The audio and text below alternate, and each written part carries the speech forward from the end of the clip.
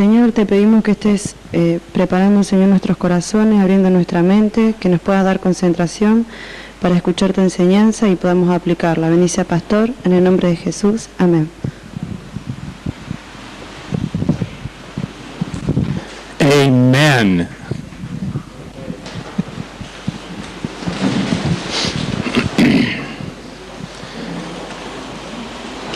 Romanos,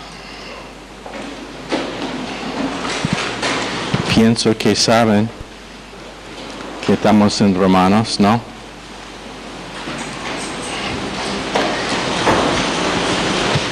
¿Cuántos ya sabían que estamos en el libro de Romanos este semestre?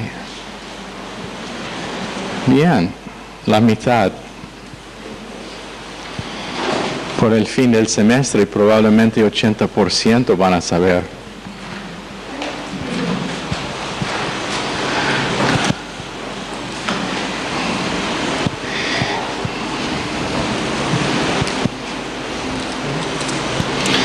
Ahora quiero que toman sus cuadernos y que los pasen todo a esta fila aquí donde Martín los va a recoger.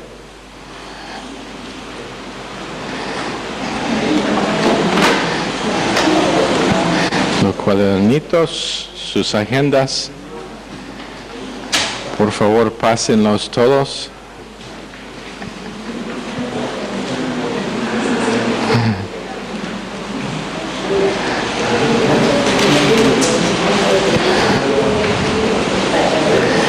Ahora si no está a la fecha, probablemente eso demuestra que esto fue la noche para recogerlas.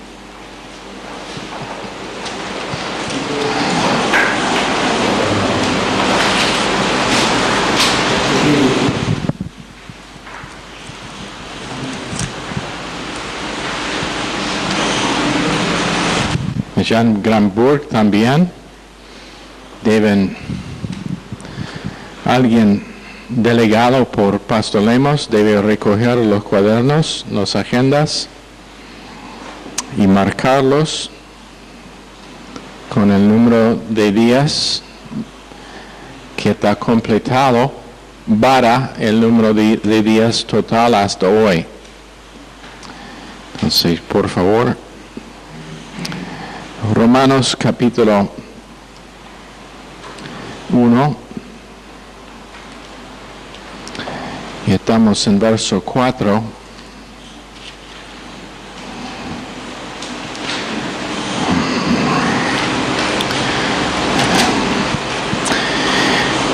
Este evangelio en verso 3 habla de su hijo que según la naturaleza humana era descendiente de David, pero que según el Espíritu de Santidad fue designado con poder Hijo de Dios por la resurrección. Él es Jesucristo nuestro Señor. El hecho de la resurrección no debe ser por ninguno cuestionado. La evidencia que realmente pasó la resurrección es incuestionable. Y entonces cuando nosotros escuchamos a una persona que supuestamente es académico, supuestamente es intelectual, y empieza a cuestionar si realmente pasó la resurrección, eso debe ser la primera clave o el primer señal para indicarle que él no sabe de lo que está hablando. Porque la evidencia es insuperable que pasó, ambos de las escrituras mismas y también de fuentes de información afuera de la Biblia. Pero este es el problema. Si uno admita que que realmente pasó la resurrección, en igual forma que la Biblia nos dice que pasó, ahora es responsable para contestar unas preguntas difíciles acerca del por qué Jesús fue resucitado, siendo que Él profetizó que iba a resucitarse, siendo que Él declaró que fue Dios encarnado. Ahora las preguntas no son fáciles de ignorar si la resurrección está aceptada como hecho. ¿Lo entienden? Pero el problema es lo siguiente: el hombre o la persona que en contra de su voluntad es convencida de la misma opinión es todavía. La persona que en contra de su voluntad es convencida es de la misma opinión, opinión es todavía. Es un rimo, medio rimo, mejor en inglés. En otras palabras, nosotros podemos presentar toda la información incontradecible para respaldar el hecho de la resurrección, pero si una persona no quiere creer en la resurrección, no va a creer. Porque nunca es un asunto de poder, es asunto de querer. Entonces puede convencer a una persona, lo puede empujar hasta que están en un rincón intelectual de donde no puede escapar, y todavía no será salvo. Eso es el punto de lo que dice, de lo que dijo Lucas, escribiendo, citando las palabras de Jesús en Lucas 16, cuando en verso 29, hablando al hombre rico, quien estuvo en el infierno, verso 27, el hombre rico respondió: entonces te ruego, Padre, que me mandes a Lázaro a la casa, de mi padre, para que advierta a mis 5 hermanos, y no vengan ellos también a este lugar de tormento. Pero Abraham le contestó: ya tienen a Moisés y a los profetas, que les hagan caso a ellos. No les harán caso, padre Abraham, replicó el rico. En cambio, si les presentara uno de entre los muertos, entonces sí se arrepentirían. Abraham le dijo: si no les hacen caso a Moisés y a los profetas, tampoco se convencerán, aunque alguien se levante de entre los muertos. Y ahí es el problema,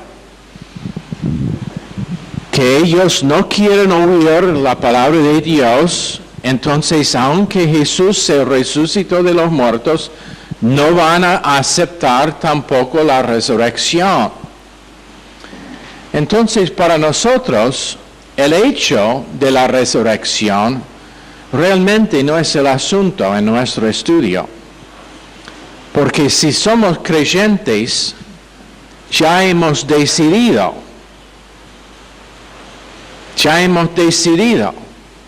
O sea, es imposible que uno sea un creyente y que tiene dudas acerca de la resurrección de Cristo.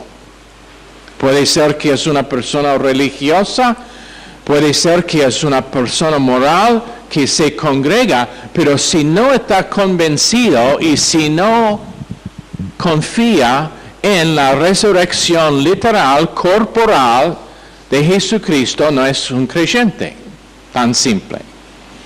No hay tal cosa como creyente intelectual que ha racionalizado la resurrección en algo menos que la resurrección. ¿Es eso claro? ¿Es eso claro a todos? No. No es claro, dice Samantha. Eso no me sorprende, conociendo a Samantha, que ella está confundida. Samantha, cuando ella canta, está mirando al cielo raso. No sé si ella piensa que por la dulzura de su voz, el Señor mismo va a bajar del cielo para huir o qué, pero la veo mirando así mientras que canta. Y siempre estoy allá pensando, quiero mirar hacia lo que ella está mirando, pero número uno, si no está nada allá, no quiero aparecer loco. Y si hay algo allá, no sé qué voy a hacer. No quiero distraer a la otra gente tampoco, entonces intento a no mirar donde ella está mirando. Pero, ok, está confundida. Es tan simple como esto. Bueno, antes del fin de la clase va a entender, creo. Porque esto será el enfoque de la clase. La importancia de la resurrección al creyente. Pero quiero que piensen en esto como pruebas incontradecibles para que realmente pasó la resurrección. ¿Qué es el día de alabanza antes de la cruz? Sábado. Pero de golpe se cambia con un grupo de creyentes. ¿Cómo explicar eso? Menos que fue por la resurrección literal y corporal de Jesucristo ese día. No se puede explicar por qué cambiaron su día de reunión, de reposo y de adoración de su Dios. Estos son judíos, todos judíos, inculcados desde su niñez con el sábado, siendo el día de reposo, pero así rápido cambia. ¿Por qué? Es por causa de que la resurrección realmente pasó. Ahora, contésteme esto. ¿Qué es que cambió los apóstoles en hombres que se escondieron viernes después de la crucifixión, todo el día sábado, que les cambió de ese tipo de hombre al tipo de que leemos en capítulo 2 del libro de Hechos, que con denuedo anunciaron el Evangelio? ¿Qué es la cosa que les cambió? Piénsenlo. Temerosos, escondidos tras puertas cerradas con llave. No quisieron saber más nada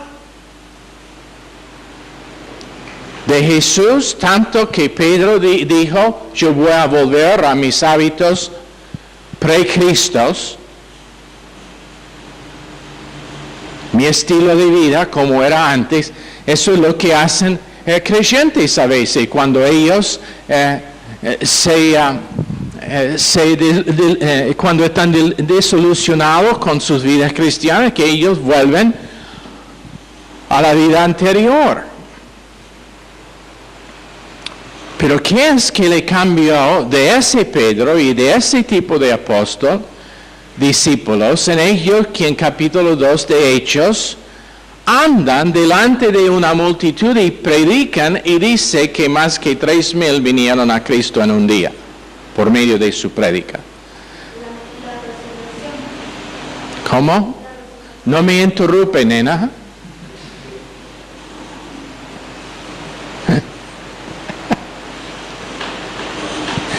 La resurrección.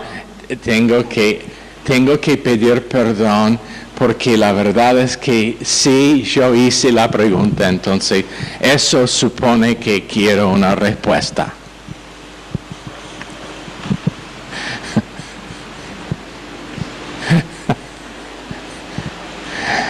A veces tenemos gente nueva y cuando yo bromeo con alguien, ellos me miran y...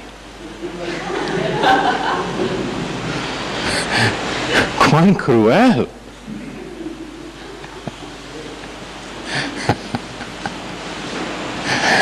No lo toma personalmente, odio a toda la gente.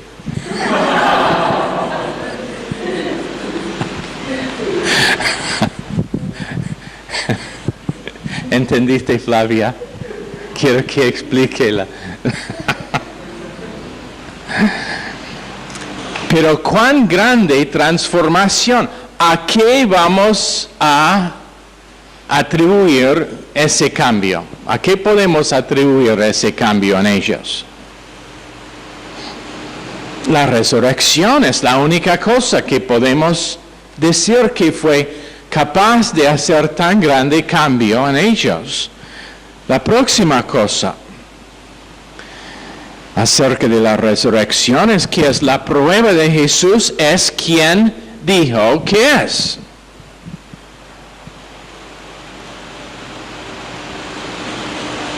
Él dijo, soy el Hijo de Dios. Y esto es el porqué gente quiere negar la resurrección, porque no quieren aceptar lógicamente si Él se resucitó después de decir que es el Hijo que es Dios mismo. Significa que tenemos que aceptar que Jesús es Dios mismo. Entonces es la prueba de su divinidad. También es la revelación de su gloria presente. Porque ¿a dónde fue? Después de la resurrección. Daniel. Ya. Se ascendió. ¿Para hacer qué cosa? Interceder a la diestra del Padre. Entonces la resurrección es la declaración de su gloria presente, pero no solamente eso, es la declaración de que va a volver, es la prueba de que va a volver. Si Él dice a sus discípulos, yo voy a preparar un lugar para ustedes, y todavía está en el sepulcro. Yo he conocido unos re buen carpinteros en mi vida, pero nunca he conocido uno que podría construir algo siendo muerto en su sepulcro, en su tumba. He conocido buen cocineros, pero después de morir ellos no pueden cocinar más.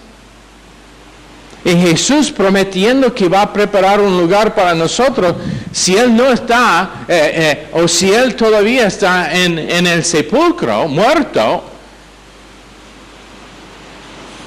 esa es una promesa vacía, inútil. Entonces, es la prueba de que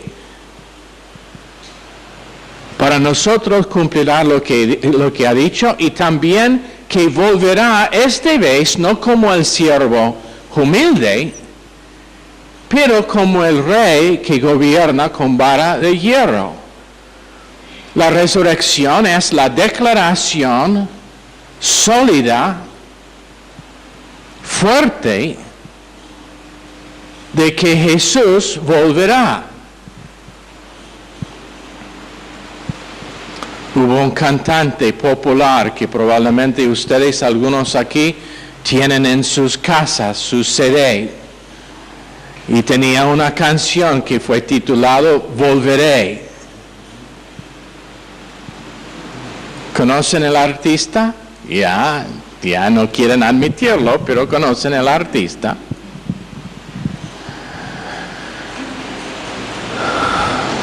Pero Jesús dijo, volveré, y puede estar seguro que volverá.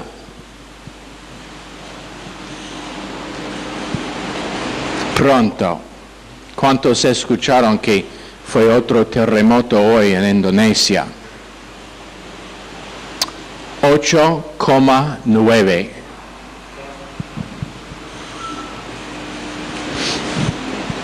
Hasta ahora dicen que no fueron muchos daños, pero el temor fue tanto que mi esposa dijo que varios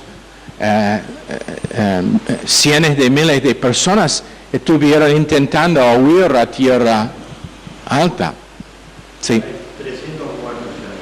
300 muertos del terremoto. Yeah. Eso es poco en comparación de las... ¿Cuánto fue el número final? 100,000 del último.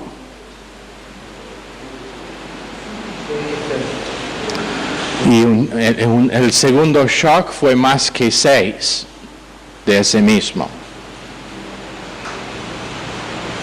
Estamos viviendo cerca del retorno de Cristo y no deja que nadie te dice otra cosa. Dolores de parto, tiempo preparativo, todo está siendo armado para su segunda venida. Entonces es la garantía de que cuando vuelve estará con poder, no como la primera vez, humildemente, siervo, nacido en un pesebre, envuelto en la material, la tela que fue usado para envolver cadáveres para su entierro. No sé si si ustedes saben eso o no, pero eso fue indicativo de la manera en que iba a morir, o que en el hecho de que él vino, fue nacido para morir, que fue como bebé, sus pañales fueron la tela usada para envolver los muertos. Y entonces no va a volver en esa forma, pero cuando viene esta vez, no será ninguna duda de nadie quién es y por qué propósito vino. Esto es el por qué a veces, cuando el Espíritu Santo nos motiva, que tenemos énfasis fuerte sobre pecado y sobre ciertas áreas de pecado, animando que gente realmente son salvos, número 1, y número 2, que no están viviendo en un estado que les va a costar recompensa, porque su segunda venida es cerca. Ahora quiero que vean en 1 Corintios 15,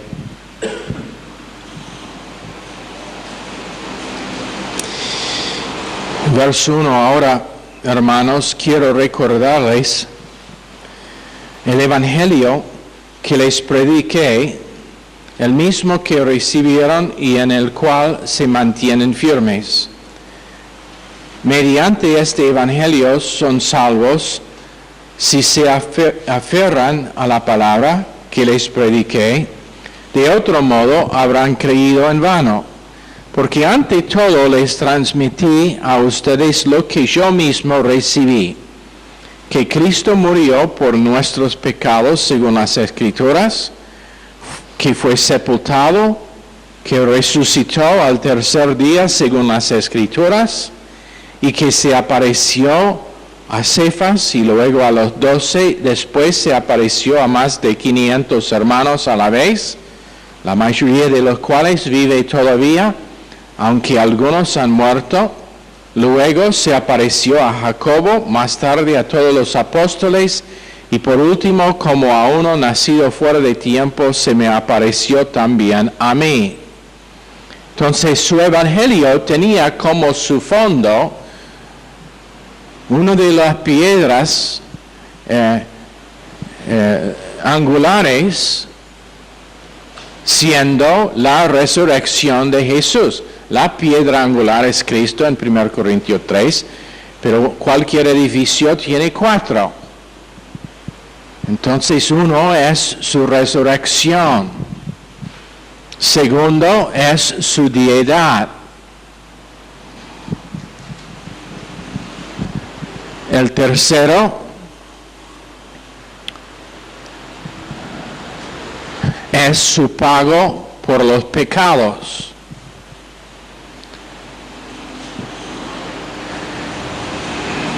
Y el cuarto es su segunda venida para cumplir lo que Él empezó.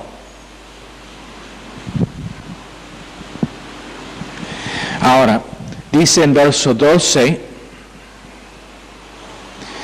ahora bien, si se predica que Cristo ha sido levantado de entre los muertos, ¿cómo dicen algunos de ustedes que no hay resurrección? Entre los demás problemas que tuvieron en Corinto fue el problema de la doctrina falsa de que no tuvo una resurrección. Y quiero que sigan el argumento de Pablo y el por qué el creer en la resurrección literal y corporal de Jesucristo es esencial para que uno sea salvo. Él dice, ¿cómo dicen algunos de ustedes que no hay resurrección? Su argumento es lo siguiente. Si nosotros predicamos que Jesús se resucitó, no podemos decir que no hay una resurrección porque Jesús se resucitó. Si no hay resurrección, entonces ni siquiera Cristo ha resucitado. Porque no olvidan que en las Escrituras, si puede encontrar un verso en las Escrituras que claramente niega una doctrina, esa doctrina no puede ser correcta. ¿Lo entienden? Entonces, si nuestra doctrina es, no hay una resurrección. La Biblia enseña claramente que Jesús se resucitó. Entonces, ¿cómo vamos a decir que no hay una resurrección? Nuestra doctrina es falsa. Y si Cristo no ha resucitado, nuestra predicación no sirve para nada, como tampoco la fe de ustedes. ¿Por qué? Está diciendo si realmente no hay una resurrección, si lo que ellos, los maestros falsos, que están enseñando allá en Corinto, es la verdad, que no hay tal cosa como resurrección, entonces lo que nosotros estamos predicando es falso. Porque nosotros predicamos que Cristo se resucitó, pero si no hay resurrección, entonces nosotros estamos predicando erradamente. ¿Lo entienden? El argumento de Pablo es un maestro de debate. Aún más resultaríamos falsos testigos de Dios por haber testificado que Dios resucitó a Cristo, lo cual no habría sucedido si en verdad los muertos no resucitan. Porque si los muertos no resucitan, tampoco Cristo ha resucitado.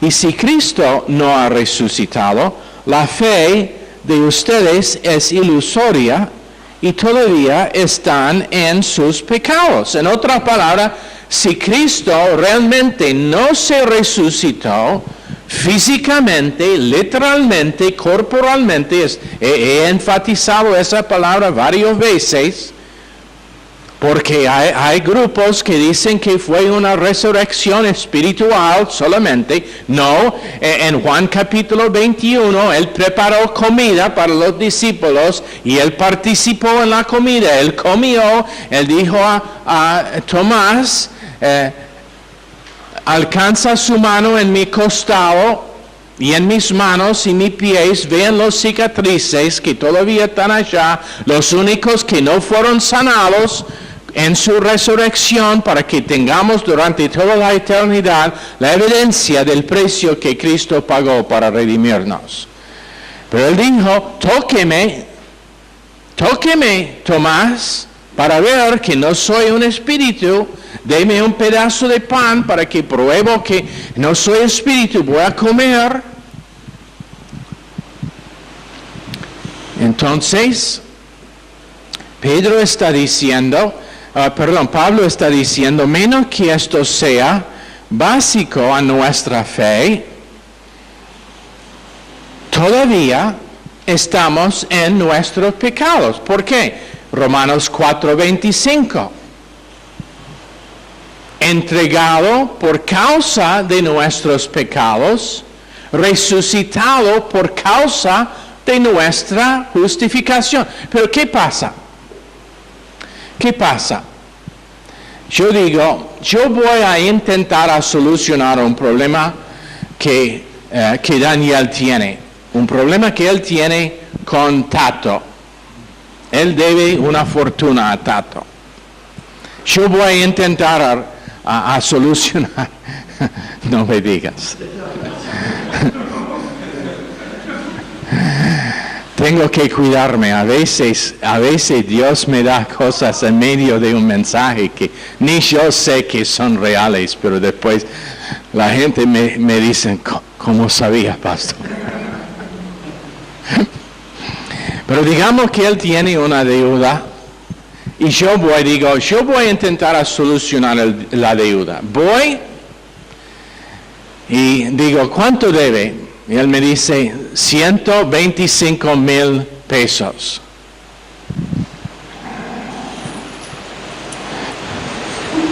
¿Esto te sirve? Yo quiero cancelar la deuda de Daniel. ¿Esto te sirve? No. Entonces, ¿qué pasa?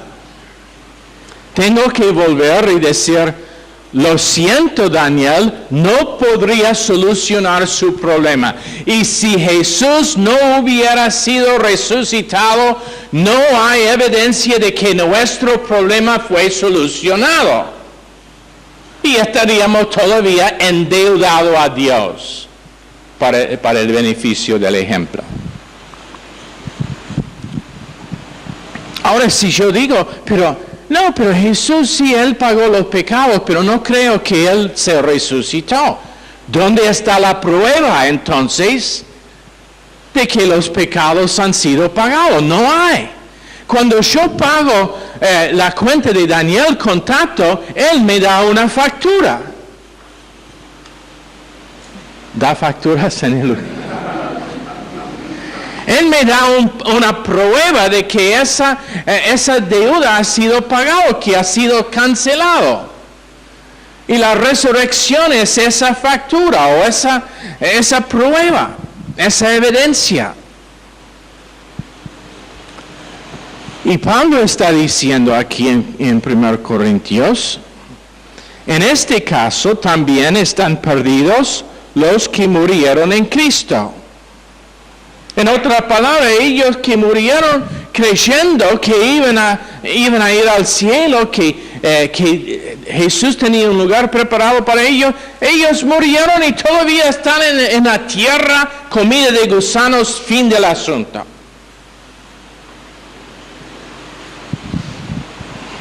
Vean cuán importante es esta doctrina. Si la esperanza que tenemos en Cristo fuera solo para esta vida, seríamos los más desdichados de todos los mortales. Vean esos creyentes estúpidos. Tienen confianza en una persona muerta. Tienen sus reuniones y ¿qué es que están haciendo? Están adorando a una persona muerta.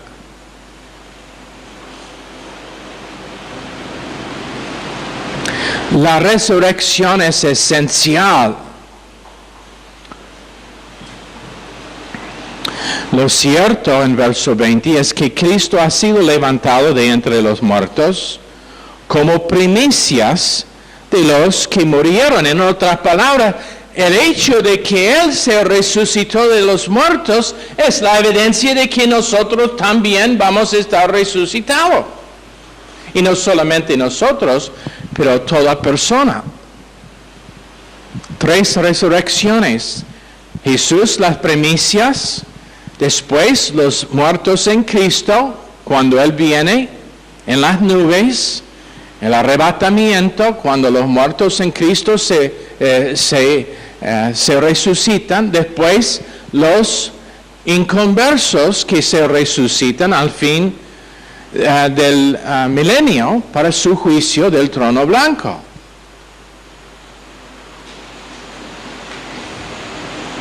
Hay una resurrección. Ellos que piensan, ojalá que yo muera para resolver los problemas míos. No, eso es cuando los problemas de tal persona están empezando. Porque muere en su pecado. De hecho, ya que la muerte vino por medio de un hombre, y esta es la cosa más maravillosa de todo, de hecho, ya que la muerte vino por medio de un hombre, también por medio de un hombre viene la resurrección de los muertos. Pues así como en Adán todos mueran, también en Cristo todos volverán a vivir, pero cada uno en su debido orden. Cristo las primicias, después cuando Él venga los que le pertenecen, entonces vendrá el fin cuando Él entregue el reino a Dios el Padre, luego de destruir todo dominio, autoridad y poder, porque es necesario que Cristo reine hasta poner a todos sus enemigos debajo de sus pies. El último enemigo que será destruido es la muerte, pues Dios ha sometido todo a su dominio. Al decir que todo ha quedado sometido a su dominio, es claro que no se incluye a Dios mismo, quien todo lo sometió a Cristo, y cuando todo le sea sometido, entonces el Hijo mismo se someterá a aquel que le sometió todo, para que Dios sea todo en todos. En otras palabras, si nosotros decimos que Jesús no tenía poder sobre la muerte, no es Dios. No es Dios. Y nuestra fe es inútil, debemos colgar el micrófono, debemos usar las Biblias para poner bajo la pata de la mesa que no está nivelado. Y debemos dejar de malgastar nuestro tiempo y recursos en esto que se llama iglesia. La resurrección es esencial.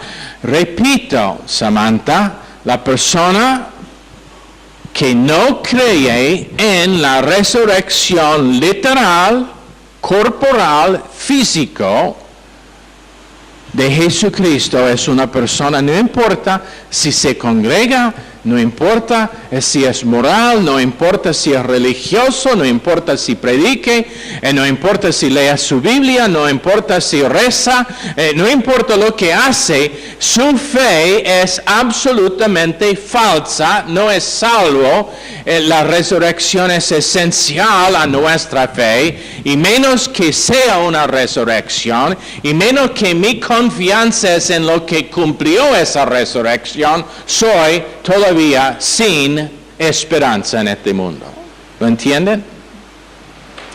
Y entonces ahora pueden entender el porqué. Claramente podemos decir que unos grupos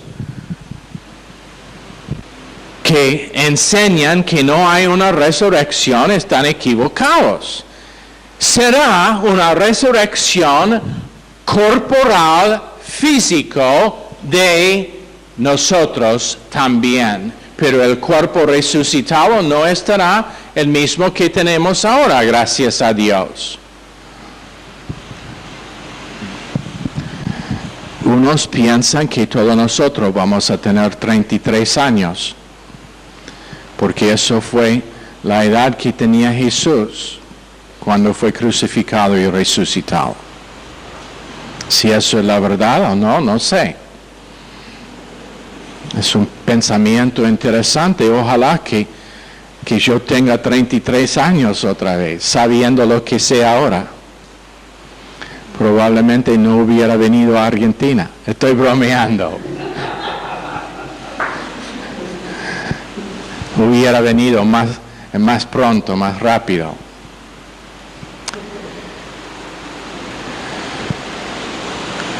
Pero la cosa en que podemos confiar es que será una resurrección. Gente pregunta, ¿vamos a conocer a nuestros amigos en el cielo? Respuesta, si sus amigos están allá, los van a conocer.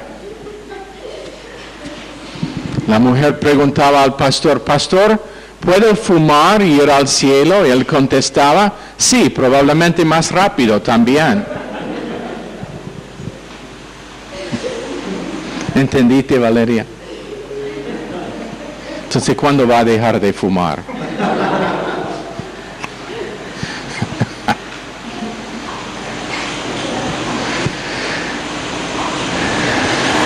¿Entiende ahora lo que dije? Yo pensaba que cuando tú dejaste de mirar al cielo iba a captar algo de la clase. Pero por esto podemos decir, una de las cosas principales con que podemos evaluar a un grupo es qué es su creencia acerca de la resurrección. Podemos decir que es un hermano en Cristo cuando hay diferencia de opinión sobre muchas cosas, por ejemplo, como lenguas, como el uso de alcohol. Una persona que dice que es creyente y toma vino con su comida, puede ser que todavía es un hermano en Cristo. Eso no significa que en este púlpito no voy a predicar que no es bíblico. Pero si dice que no cree en la resurrección físico, corporal de Jesús, no es un hermano en Cristo, porque es inconverso. Podemos tener diferencia de opinión acerca del tiempo para el arrebatamiento. Yo pienso que es bien claro de las Escrituras que estará antes del empezar de la tribulación. Pero hay creyentes firmes y sólidos que estudian las Escrituras también, que oran, que ganan almas, que aman a Jesucristo. Ellos piensan que el arrebatamiento pasará en medio de la tribulación o al fin de la tribulación a unos. Pienso que están equivocados, pero todavía no les voy a decir que no son hermanos. Pero cuando empiezan a decir que la resurrección es dudosa, absolutamente claro, inconverso. No es el Cristo de las Escrituras. No hay evidencia de su redención porque en su mente no tiene la factura cancelada.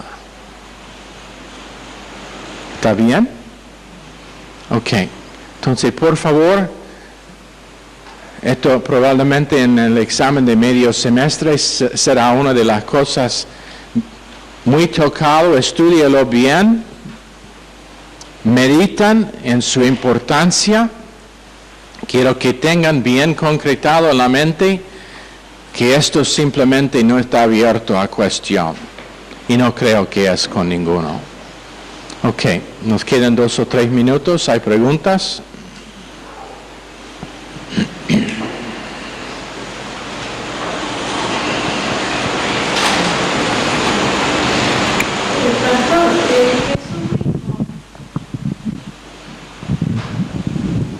Jesús mismo declaró que en una parte que él dijo, a mí nadie me quita la vida, yo pongo mi vida de mí mismo y la vuelvo a tomar. Entonces, bueno, está el mismo. Sí, no, él enseñó durante la parte final de su ministerio terrenal a sus discípulos la necesidad de su muerte, pero también que iba a resucitar el tercer día.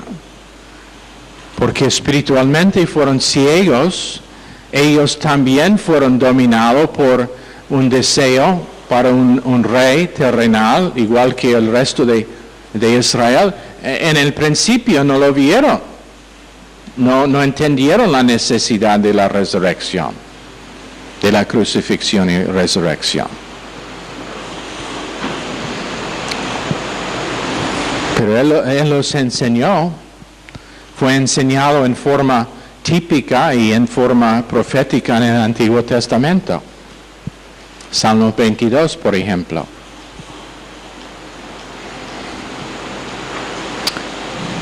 ¿Alguien más?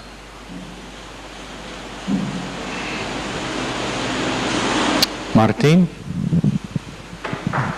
Esto debe ser bueno. No, una pregunta quería hacerle, si la doctrina esa de la resurrección, digamos, espiritual, ¿tiene que ver con el gnosticismo también? Ya, eso es una de las cosas. Ellos dijeron que Jesús directamente vino solamente en forma espiritual, y entonces, por supuesto, su resurrección también fue espiritual.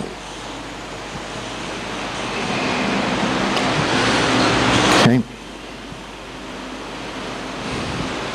Ya, Testigo de Jehová, mormones, solamente es un renacimiento de gnosticismo.